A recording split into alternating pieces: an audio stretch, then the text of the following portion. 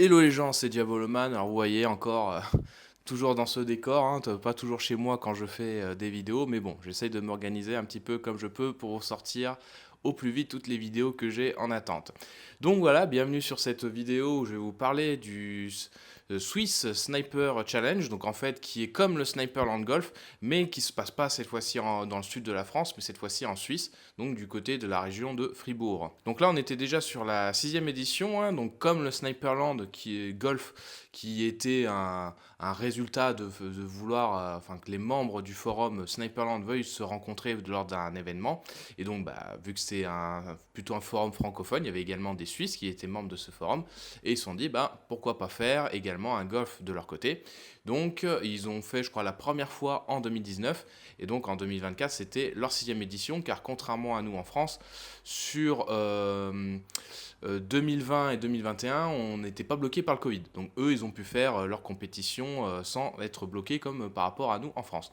Donc je vais vous faire mon retour rétex et vous décrire un peu comment les sessions se sont passées, parce qu'on est sur un décor totalement différent de nage qui se passe en France. Là où à nage, on est plutôt dans un mont, dans les bois, là on est dans une carrière. Donc vraiment là avec des gravats et quelques bâtiments ou des structures métalliques. Donc on est sur un tout autre type de décor et on va devoir avoir une autre approche pour espérer monter sur le podium. Donc je vous spoil tout de suite. Par rapport à toutes les autres compétitions de golf où j'avais été sur le podium, et ben c'est la première fois que je ne finis pas sur le podium. J'ai pas été bon du tout, mais ça m'a permis déjà de regagner un peu en humilité et de redécouvrir un peu plus les gens qui des fois avaient des a priori sur moi. Donc j'ai essayé de changer peut-être mon comportement là où des fois j'étais peut-être pas forcément très comment dire agréable. Donc je me suis pas mal remis en question et donc j'ai décidé de partir sur une autre approche et pour le coup, l'expérience a quand même été bonne. Donc voilà, l'objectif, c'est pas forcément de faire un podium. Et en tout cas, j'ai beaucoup appris avec un autre style de jeu, parce que je vais vous décrire un petit peu tout ça. Donc déjà, comment ça se passe pour l'inscription quand vous voulez aller en Suisse par rapport à la France? Donc bien sûr, il faudra de préférence suivre la page Facebook Swiss Sniper Challenge et après, du coup, ils lanceront les inscriptions via un Google Doc. Hein. Après, vous donnez vos informations et si vous êtes retenu, normalement, s'il y a de la place, vous êtes retenu et après, il y a une liste d'attente. Vous devrez payer pour l'inscription, on est sur les 40 euros, 45 euros parce que là-bas, forcément, c'est du franc suisse et après, ça dépend selon le cours de l'euro, il y a une petite différence, mais voilà, on est dans ces ordres-là. Et le prix est justifié par la location du gîte où on dort de la nuit de vendredi à samedi et de samedi à dimanche. Et pour tout ce qui est le repas, la raclette du samedi soir. Et sachant qu'après, il y aura un bar sur place. Et là, si jamais vous voulez consommer d'autres choses, il faudra faire retirer du franc suisse pour pouvoir payer au niveau du bar. Donc ça, c'est pour les frais d'inscription. Et après, alors, je vais quand même expliquer ce que c'est le Sniperland Golf, parce qu'il y en a peut-être qui ne connaissent pas ce que c'est. Le Sniperland Golf, parce que là, on est sur la version suisse, mais les règles sont, si vous connaissez les règles du Sniperland Golf, c'est les mêmes, mais ça se passe en Suisse. Qu'est-ce que c'est la compétition golf? Vous allez être en plusieurs catégories, France, Suisse et Open, donc qui vont être de 2 3 et 4,5 joules. Donc selon la puissance de votre réplique, vous allez être dans différentes catégories. Mais vous allez faire 6 sessions de 5 tireurs. Et chaque tireur va placer une cible dans sa poule. Et tous les autres tireurs vont devoir toucher cette cible, et idéalement avec le moins de tirs possible, pour ensuite déterminer un par. Et après on fait le calcul des pénalités selon si vous avez tiré plus que le par de la personne qui a placé la cible. Et votre objectif, c'est d'avoir le moins de pénalités, voire même être dans le négatif pour vraiment remporter la poule. Et ensuite, on fait le cumul de ces pénalités, ça donne le classement dans la poule. Et ainsi, vous gagnez 5, 3, 2, 1 ou 0 points. Et l'objectif, c'est de gagner un maximum de points sur les 6 poules que vous allez faire. Il y a un Excel qui permet en fait à ce que tout le monde ne passe pas forcément premier quand il va falloir placer sa cible. Il y a un petit calcul qui fait qu'à un moment vous êtes le premier à placer votre cible, un coup vous allez être le quatrième, un coup troisième, des fois vous êtes le dernier, bref c'est un petit calcul comme ça. Et cette compétition se passe, alors vous pourrez très bien être un Français qui va affronter un gars dans sa poule qui est suisse ou open, c'est ce mélange de catégories là qui fait que vous allez devoir adapter des stratégies différentes. Donc l'idéal c'est que vous placiez une cible qui est facile pour vous mais difficile pour les autres. Voilà comment pour résumer un peu dans les grandes lignes. La spécificité du coup de la Suisse, c'est que bon, Là, je vais vous parler côté français, comment vous faites pour vous inscrire, parce que bon, les Suisses, ça sera beaucoup plus facile pour eux d'y accéder. C'est que nous, en tant que Français, vu que la Suisse ne fait pas partie de l'Europe, au moment, on va passer les douanes. Même si je sais pas, ça doit être pareil d'ailleurs pour les autres pays d'Europe, je dis peut-être une connerie, mais bon, bref, on va passer avec des répliques d'airsoft au niveau de la douane, mais l'organisation du Swiss Sniper Challenge fait un truc vraiment bien. Ils préviennent déjà la douane d'avance et ils vont vous donner un document où dessus vous devrez mettre les informations sur votre réplique, quel est le modèle, le numéro de série et autres, et vous devrez le faire tamponner à la douane pour dire bon bah je suis rentré avec cette réplique et après en sortant vous aurez pas de soucis. Ce qui fait que c'est tellement bien organisé cette année, peut-être sans doute les précédentes fois, c'est pas été le cas de la toute première fois qu'ils ont fait.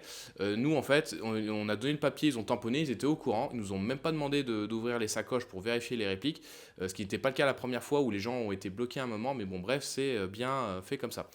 Ensuite une fois que vous avez alors aussi avant de pouvoir aussi passer la douane, c'est que quand vous êtes véhiculé, il faudra payer une vignette pour pouvoir rouler en Suisse. C'est une vignette qui est valable ensuite plusieurs mois et qui est dans les 40 francs suisses. Et faites pas la même erreur que moi, prenez ça au dernier moment, parce que vous pouvez le faire sur internet, hein, c'est vraiment rapide. Parce qu'en fait, je l'avais pris en avance pour me dire je suis tranquille, et en fait, j'ai fait du covoiturage avec un collègue, ce qui fait que mon ticket a servi à rien, parce qu'on a utilisé ensuite le sien derrière. Donc voilà, donc ça... Petit conseil, n'allez pas trop vite quand vous voulez organiser ou aller en Suisse. Ensuite, après, quand vous allez rouler, vous allez vous retrouver au niveau d'un gîte logement scout. Donc en fait, vous allez être dispatché dans différentes chambres avec vraiment des grands lits où vous dormez côte à côte. Et après, on se répartit chacun dans les chambres. Il y a des douches, il y a des toilettes. Et après, on fait le repas. Si vous arrivez le vendredi soir, c'est des pâtes ou autre, un petit truc. Mais il faudra prévoir votre repas du samedi midi. Sachant que le repas du samedi soir, lui... et du coup offert, hein, c'est la raclette. Et vous avez aussi faudra prévoir aussi votre petit déjeuner du samedi matin. Et après, le dimanche matin, c'est un petit brunch qui est offert. Et après, en général, ça se termine. Contrairement en France, on va faire 4 sessions samedi et 2 sessions dimanche. Les 6 sessions, vous le faites le samedi, donc il faudra aller très vite. Le lieu de la compétition se passe à 1 heure du gîte. Donc du coup, ça c'est pas tout à côté. Parce que la première fois qu'ils ont organisé, la zone de compétition était plus proche. Et en fait, ils ont perdu ce terrain-là, donc ils ont dû trouver une autre zone donc, qui est à une petite heure de route plus loin. Et avant de commencer, je veux également vous parler de la réplique que j'ai utilisée. Alors là où toutes les autres fois en France, j'avais utilisé forcément une réplique différente, mais en catégorie française, là, je me suis chauffé, j'ai décidé de jouer en catégorie open, et donc j'utilise mon TAC 41A avec un canon de 570 mm Morpheus en 6,05, et avec dedans un piston Stalker, un ressort de 3 joules Rapax, et du coup j'utilise de la 0,48 et j'étais dans les 3,5 joules. J'avais quelques irrégularités tout de même, mais voilà, c'est dans l'ordre d'idée de puissance que j'avais fait. Et vous allez voir que ça s'est pas bien passé parce que en gros je m'étais pas du tout approprié la réplique. Là où je suis habitué à forcément avoir une trajectoire de bille propre à la 0,45, 0,48 à 2 joules, et là j'étais sur une puissance beaucoup plus haute, et donc forcément la bille dans la lunette elle circule beaucoup plus sur l'axe vertical. Donc forcément quand il y a quelque chose de près ou de loin, il faut vachement corriger en fait. Et là sur le coup je m'étais pas du tout entraîné, pas du tout préparé, contrairement à quand je joue à 2 joules, forcément je joue à ces puissances là, donc je sais instinctivement où je dois viser à peu près. Et donc après, une fois sur place, on fait le petit contrôle chronie, comme ça vous êtes bien catégorisé pour la compétition, et on lance. Donc après, il faut aller très vite parce que, comme je vous dis, il y a les 6 sessions sur la journée à réaliser. Et maintenant, on va passer aux détails sur les différentes sessions et un peu les commentaires et résultats sur les différentes sessions comme j'ai pu faire.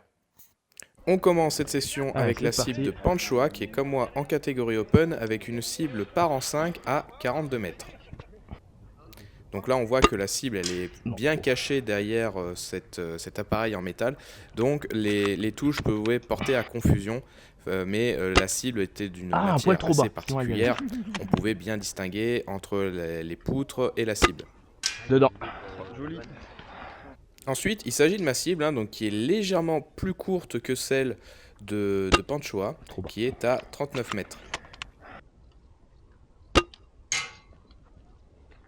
C'était touché ou C'était pas la... Parce qu'en fait, j'ai l'impression que j'ai touché le haut la partie plane du béton et que ça a tapé derrière. Mais vu qu'il a tiré en même temps, j'ai un doute.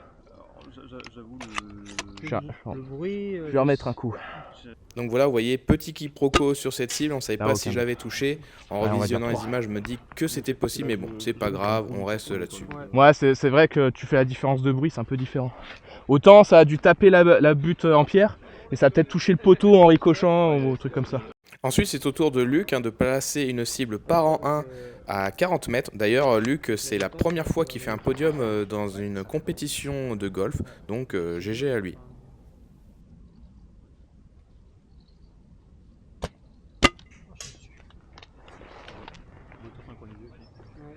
Ensuite, c'est Nico Allo qui place une cible Ça y plutôt va. bien dégagée à 52 mètres. Je suis le seul à avoir tiré parce que à 2 coups, parce que c'était un par an 1. Tout le monde avait réussi à toucher du premier coup. Ah, trop basse, elle est tombée la bille.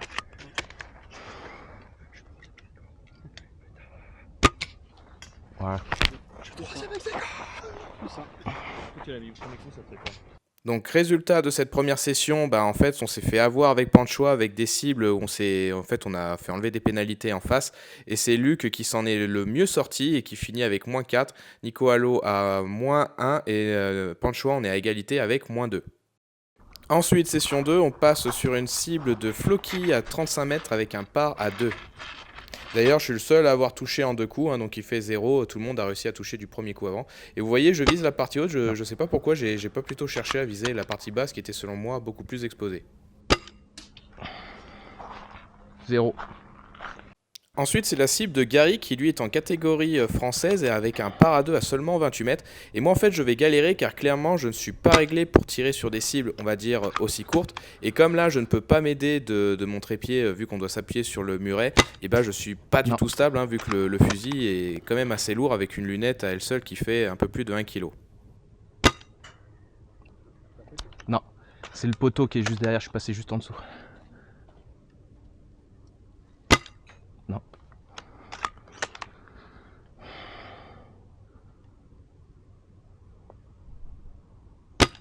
Ouais. 5 plus 3. C'est à moi là. Hein. Oui. Ensuite, c'est la cible de Chamallow qui est à 38 mètres avec un par à 3 et tout le monde s'en sortira plutôt bien car tout le monde aura quasiment touché du premier coup. C'est bon. Ensuite, c'est à mon tour de placer ma cible, donc je me mets tout pile à 59 mètres et avec une gêne sur le parcours pour éviter qu'il puisse viser haut et je vais profiter de ma grosse puissance pour avoir une trajectoire droite et toucher la cible. Donc là, à ce moment-là, il y a Floki qui a été très en difficulté parce qu'il a fait plus 9 points et Gary, par contre, lui aura bien touché en 2 coups, donc là, on est sur un par à 2.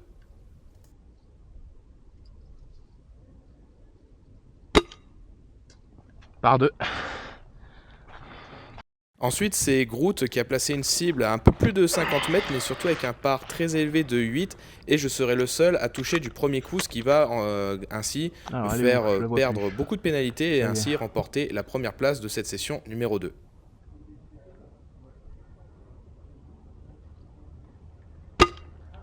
Touché. Joli. Et en plus, elle est partie sur la droite, je me dis merde. Donc finalement, c'est la cible de Groot qui me met bien. Donc comme ça, je finis avec -6 à la première place, suivi de Gary à -4, Chamallow à -3, ensuite Groot et en dernier Floki. Ensuite, on commence la session 3 avec la cible de Juxton sur une cible par an 1 à 47 mètres. Donc là, pas de grosses difficultés, elle est juste bien cachée, donc quelqu'un devait être à côté pour certifier qu'on touchait bien la cible et pas une partie métallique à côté. Non, trop basse.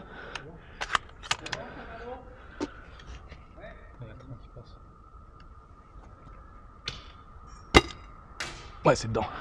Yes. Ensuite vient la cible de Mino avec par an 1 à seulement 28 mètres. Ouais, non, tu vois, j'ai surestimé la hauteur de la lunette. Et en fait, j'ai pas forcément réussi à bien retranscrire à la caméra, mais en fait, au tout début, je visais plein fer sur la cible, sauf que, en fait, moi, je suis réglé pour tirer de très loin, et 28 mètres, c'est plutôt proche.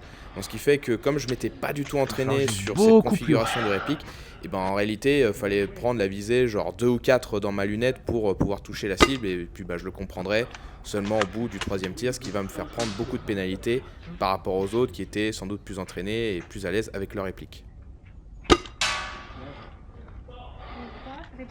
Oui. Ensuite, c'est la cible de Zobix où en gros on ne voyait que la tête dépasser à 28 mètres et par en 1. Et là c'est pareil, vu que c'est une cible proche, je suis pas entraîné pour voir où viser dans ma lunette. Donc moi pareil sur la caméra, en fait je visais plein fer, sauf qu'il fallait que je vise sur 2 ou 4 dans ma lunette pour réellement toucher du premier coup. Et ça pareil, je ferai la correction sur le 2e tir et je toucherai à ce moment-là. Mais je prends encore des pénalités. Ah, c'est ça, putain. Ces distances, faut vraiment que je vise au-dessus, quoi. Le proche de merde, là, qui fait que je devais viser beaucoup plus haut. On va voir, là. Et ensuite, on passe sur ma cible, donc c'est la même que la précédente session. J'aurais voulu mettre un peu plus, mais ils ont mis un droit de veto, forcément, parce qu'il y avait une catégorie française, donc j'ai dû aller sous les 60 mètres, mais je voulais plus. Et ça n'aura pas un gros effet, parce que tout le monde fera touchera du premier coup, hormis Petit Bout qui touchera au bout du 2e tir. Et donc ensuite ça sera la cible de Petit Bout. Alors la petite exigence, moi pour le coup je me dis bon, la cible semble facile, donc j'ai tiré sans trépied. Et donc pareil, tout le monde touchera du premier coup, il n'y aura pas eu trop de difficultés sur cette cible là. Allez, fini. Donc sur cette session, je finis dernier parce qu'en fait il y a Mino qui s'en est très bien tiré parce qu'il a pris aucune pénalité. Et les autres ont seulement pris 1 de pénalité, ce qui fait qu'on a 3 qui sont ex-aequo à la 2e place. Et bon, moi, me retrouvant dernier, je prends aucun point. C'est pour le coup la première fois que je fais une session et que je ne gagne aucun point dans tous les golfs que j'ai pu réaliser. Ensuite, session 4 qui commence par Balou avec une cible de 38 mètres avec un par à 4 qui est caché derrière une petite structure avec une petite grille devant, donc il fallait réussir à passer en dessous. Non. Donc moi, forcément, je tape sur la tôle qui est sur le... Ouais, la tôle noire foncée là, ouais. Non.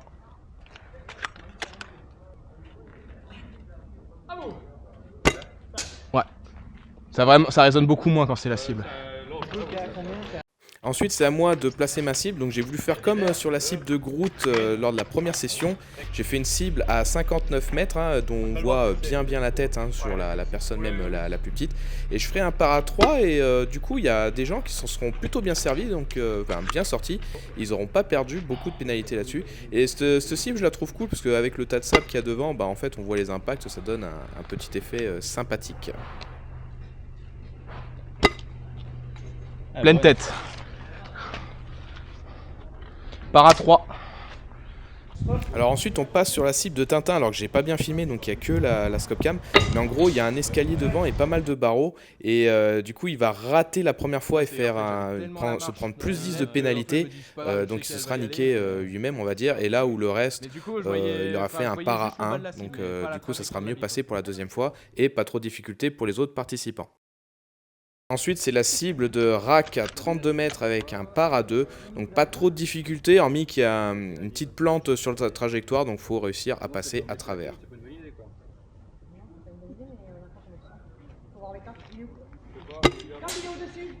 C'est bon. Et on finit avec la cible de Nikita à 31 mètres, donc il y avait une petite particularité, donc là c'était peut-être difficile pour les gens qui n'étaient pas très grands, notamment en rack, mais si on regardait bien à travers les escaliers et les poteaux, ça pouvait passer sans problème. Ouais, c'est bon. Tu stresses toujours, t'as toujours peur d'un tir à la con. Donc résultat de cette session 4, c'est Rack qui finit à la première place, qui me bat tout juste d'un point de pénalité. Moi je me retrouve à la 2e place, suivi de Balou, et ensuite il s'agit de Tintin qui a pris cher avec son premier raté avec les 10 points, et Nikita qui a eu quelques difficultés sur la toute première cible. Mais en tout cas félicitations à Nikita et Rack sur ma cible parce que c'est eux qui s'en sont le mieux sortis et qui du coup, notamment Rack, remporte très bien sa toute première place. Il faut dire que j'ai quand même bien coaché sur les autres cibles et je crois qu'il m'en a bien remercié. Ensuite, c'est la session 5, donc je suis le premier à placer ma cible, et vu qu'on est 3 open et 2 suisses, je me suis chauffé pour placer une cible à très longue distance, donc je me suis mis à 80 mètres, qui est la limite de veto pour les joueurs suisses. Mais vous allez voir que je vais en payer le prix parce que je m'étais pas du tout entraîné pour des distances pareilles. Ce qui fait que, bon, bah, du coup, je vais finir par tirer 10 fois et ne jamais toucher cette cible. Donc, à la fin, bah, je vais me retrouver avec 10 points de pénalité et il faudra que je place une seconde fois ma cible. Après, pour analyser cette cible-là, c'est que je pense qu'on était déjà sur une très longue distance, donc il y avait un petit peu de vent.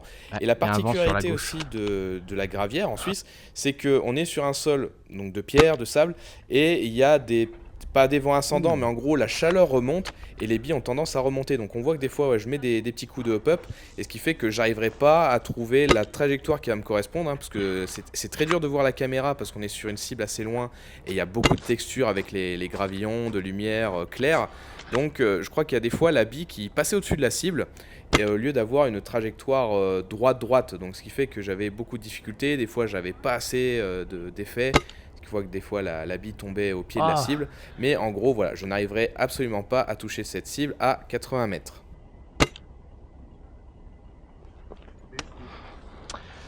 Non, je suis pas assez entraîné à cette distance. Ok. Donc à ce moment-là, je me rapproche sur les 72 mètres et je réussirai Oui. à toucher du premier coup, et ça mettra un peu en difficulté tout de même les autres participants. Touché. Ensuite sur la cible d'Hannibal, donc j'ai pas bien filmé, on est sur une cible à 88 mètres par à 3, et je suis le seul à avoir touché du premier coup, donc finalement je m'en sors très bien, contrairement aux autres qui des fois même ont abandonné et ne pas touché, donc finalement je me rattrape un petit peu. Ensuite c'est Paraquedista qui place une cible à 50 mètres par à 1, donc pas trop de difficulté, vous voyez je fais une petite variante comme ça pour vraiment pouvoir bien regarder dedans et prendre de la hauteur avec ma réplique.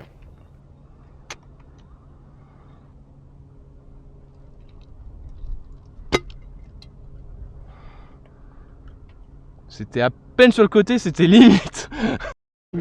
Ensuite, on change complètement de secteur avec la cible de 7 Airsoft, avec une cible à seulement 28-30 mètres, avec un petit par à 1 qui aura tout de même mis un peu en difficulté tout le monde du fait que la cible était courte et qu'il y avait un bon vent sur le côté, comme on voit, la bille a totalement décalé.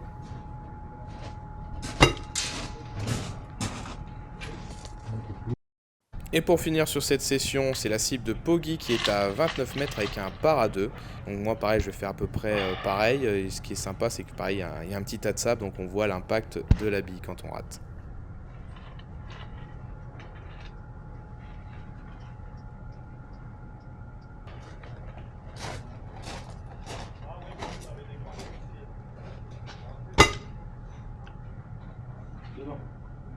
Sur la butte de sable? Ah putain, je l'ai pas vu.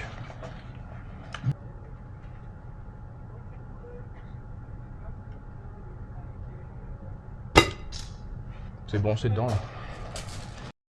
Et donc pour ce qui est des résultats de cette 5e session, bah, si vous faites le calcul, vous voyez, j'ai un score total de 9. Et si on enlève les 10 points de pénalité que j'ai pris au tout début, ben, je me serais retrouvé à -1 et j'aurais pu remporter la première place sur cette session. Donc clairement, je m'en veux à ce moment-là en gros d'avoir fait de la merde. Mais sinon, on voit qu'au niveau du classement, on va avoir Paraquedista qui s'en sort le mieux avec seulement 1 de pénalité, suivi de Hannibal. Ensuite, Poggy, on est à égalité, et à la dernière place, 7 Airsoft. Ensuite, 6e et dernière session, on commence avec la cible de Geek qui se sera planté la première fois et du coup je pense qu'il s'est rapproché. Et là on est sur une cible à 78 mètres avec un par à 4 et vous verrez j'arriverai à toucher du premier coup, enfin du deuxième coup pardon, ce qui fait que je m'en sors bien et comment je suis touchera du premier coup. Donc ouais, ce qui est marrant, c'est pareil, là c'est cool parce que le fond est plutôt sombre, donc on voit bien la bille et on voit l'impact dès qu'on rate. Il n'y a que Captain qui a eu un peu de difficulté, donc moi je me suis servi de spotter parce qu'il tapait moins fort et il touchera au bout du 8e tir. Touché. Parfait. Ça fait 2. Bah, -2, ouais. Moins 2. Ensuite, c'est Captain qui place une cible à 55 mètres, donc qui ressemble un peu à celle aussi que j'ai déjà fait, avec un par à 8. Donc tout le monde sera en dessous, mais je suis celui qui s'en sortira le moins, parce que moi je vais toucher au bout de 4 tirs. Là où Geek va toucher en seulement 2 tirs, et par contre, Comanche lui va toucher du premier coup aussi. Toujours trop basse.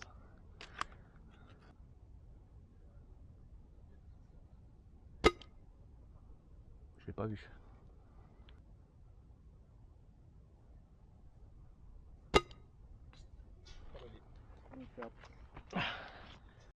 Ensuite, c'est ma cible, hein, donc elle est à 80 mètres. Vous voyez, je vais avoir un peu de difficulté parce qu'on est sur un par à 8, mais c'est quand même la cible qui aura mis le plus en difficulté Comanche parce que lui, il aura touché au bout du septième coup. Il n'y a que Guy qui s'en sort bien avec seulement 4 tirs.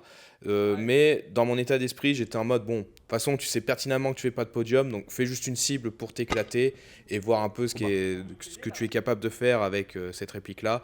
Donc c'était vraiment le côté, bon, je m'amuse avec ce que j'ai, j'essaye de voir ce qui est possible de faire.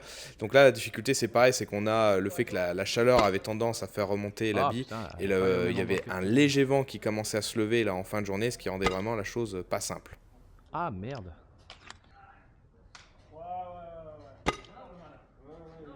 Qu'est-ce que tu veux qu'ils viennent foutre là, les gens, gros?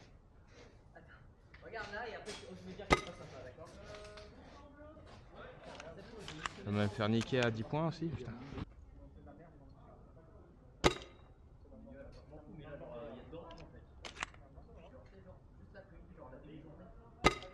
Et il va. Combien du coup? Putain, ouais, c'est mal. Et pour finir, on est sur la cible de Comanche par an 1 à 43 mètres. Donc moi, j'ai un petit peu de difficulté parce qu'il y a quand même pas mal d'obstacles là-dessus. Il y a Geek qui lui s'en sort très très bien et Captain qui lui aura aussi pas mal de difficultés. Donc c'est pareil, c'est parce que je ne suis pas assez entraîné avec cette réplique pour des distances dans ce genre-là. Donc ça me servira d'expérience pour les prochaines fois.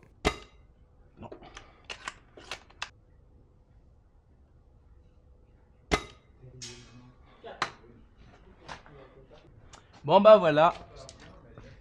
Donc résultat de cette session, vous voyez, bon bah j'arrive tout de même à finir à la deuxième place, hein. C'était assez serré avec Geek.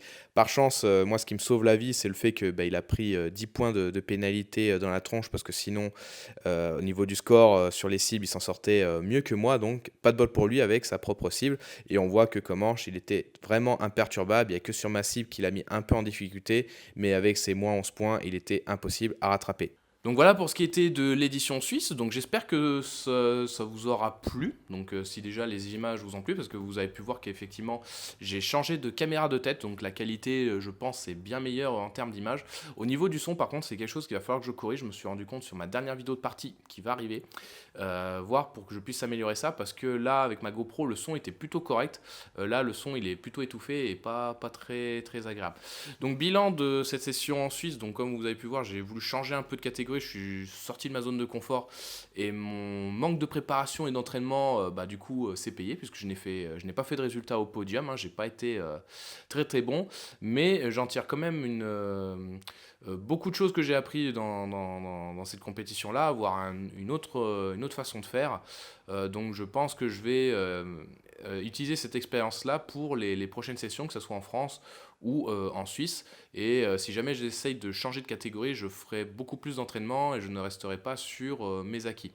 Donc voilà, si jamais vous êtes intéressé pour participer, donc que ce soit en France ou en Suisse, je mets les différents liens dans la description et le commentaire épinglé. Donc si jamais vous êtes plutôt intéressé par la compétition française, il y a plein de vidéos playlists sur la chaîne que je vous invite à découvrir pour vraiment voir l'ambiance qu'il y a en France si ce n'est pas déjà fait. Et puis pour la Suisse, il y aura également les liens de la page Facebook si jamais vous êtes intéressé à vous inscrire. Pour la France, ça se passe en général le dernier week-end de juin. Et pour la Suisse, au niveau des dates, c'est en général le dernier week-end d'août et sur le début septembre. Donc c'est à peu près, on va dire, sur la rentrée. À chaque fois, c'est sur les mêmes périodes de week-end. Donc voilà, merci d'avoir regardé cette vidéo qui aura été assez longue, je pense, avec tous les commentaires et autres. Mais je voulais pas faire une section ou un épisode pour chaque session. Je voulais vraiment que ça aille le plus vite possible et pas être trop dans les détails par rapport à la France. Donc voilà, merci d'avoir regardé cette vidéo. Si ça vous a plu, pour soutenir la chaîne, n'hésitez pas à mettre un like et à commenter pour me donner votre avis et à partager par exemple à vos amis si vous êtes intéressé à participer pour la prochaine fois. Voilà, des bisous, à la prochaine.